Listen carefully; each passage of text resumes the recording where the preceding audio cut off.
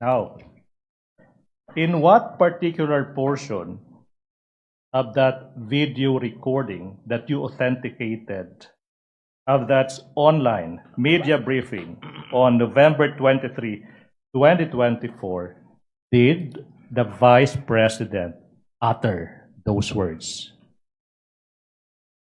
If I may, sir, I think we should include the question first.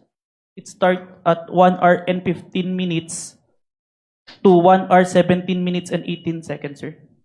Your Honor, so the witness manifested as an answer to the question in what portion he said, timestamps 1 hour 15 minutes 0 second to 1 hour 17 minutes 18 seconds, and we computed, Your Honor, please, it's a 2-minute 18-second portion of that video.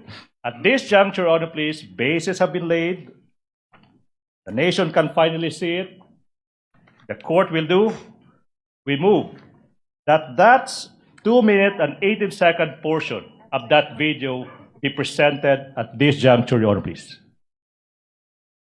The Secretariat is instructed to play the USB given to the tech behind that was observed and witnessed by both counsels for the parties. Ordered.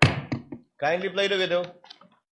Vice President, thank you so much nga po pala sa dala niyong kopya nung hearing na pumunta kayo for PRRD. Kami yung nasa likod niyo po, yung tinawag nilang bastos kasi pumalaki. Congresswoman. Kindly pause it. Kindly pause it. Ganyan ba talaga? Your Honor, please, can I? Your Honor, please, the witness said that he would like to include the question propounded to the Vice President. So, ganyan nga, hindi nalalakihan yan? Ganyan talaga yan? Or it will get bigger? It will get bigger, Your Honor. Okay, please proceed. Yeah. Thank you, ma'am. Nakakain kami. Ako po'y natatakot kumain ng pagkain doon baka mamaya. Ma'am, mag-iingat po kayo. Nasa teritoryo kayo ng kalaban. Okay Nag-aalala lang po kami. ma'am, kasi sila naman na eh. Sila talaga yung bastos eh. You reap what you sow. Yeah. Mag-iingat po kayo kasi sa dinami-rami po ng inyong mga pasabog ngayong gabi, it seems like marami po talaga kayong alam about them, no? Dahil sa pagkakasama niyo sa kanila during the campaign and during the 2022 elections. Baka po mamaya kasi totoo yung mga naririnig namin or yung, I don't know if it's true, na meron daw silang Operation Romanovs and baka bala kayong ubusin ang inyong pamilya dahil hadlang kayo sa kanilang mga balakin in the future. So mag-iingat po kayo. Kami po kasi kami ng EDSA Friday crew, kami yung bumababa every Friday dyan sa EDSA because we believe yan yung tamang venue sa dinami-rami na ng problema natin. Ang kaya lang naman po namin gawin ay manawagan na bumaba na yan. Eh ano po kaya ang remedy naman ninyong mga nasa posisyon or ng mga kayang labanan itong napakarami na pong ginagawang korupsyon at krimen laban sa taong bayan? Ano po ang pwede nyo maging remedy para matapos na ito? Lalo't nagsisigaw na po ang taong bayan na mag-people power na. Yes. Huwag kang mag-alala ma'am sa security ko.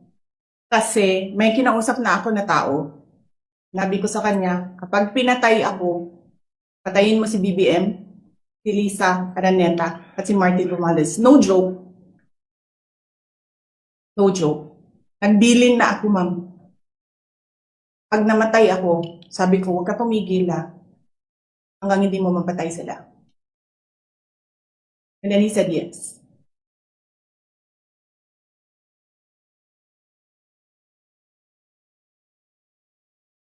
That's the end of that 2-minute and 18-second portion of the video, Your Honor, please.